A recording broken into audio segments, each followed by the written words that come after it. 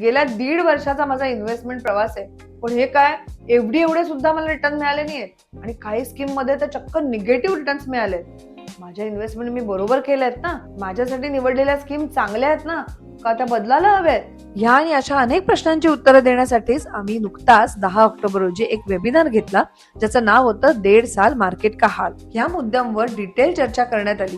जवळजवळ 70 ते 75 अशा इन्व्हेस्टरनी हा वेबिनार अटेंड केला, ज्यांचा इन्व्हेस्टमेंट जर्नी साधारण 1.5 वर्षाचा आहे. नक्की आपले रिटर्न्स आपण कशाशी कम्पेअर करावेत, ते कमी आहेत हे कसं ठरवावं, किंवा माझ्या इन्व्हेस्टमेंटमध्ये काही रिस्ट्रक्चरिंग आहे का, मार्केट कशाने नक्की इम्पॅक्ट होतंय आणि यापुढे मार्केटमध्ये काय होणार आहे, ह्या समस्त विषयांचा उहापोह डिटेलमध्ये झाला. वेबिनार अतिशय इंटरॅक्टिव्ह होता.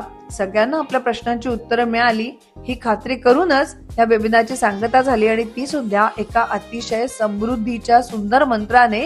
ही दिवाळी टॉपअप वाली.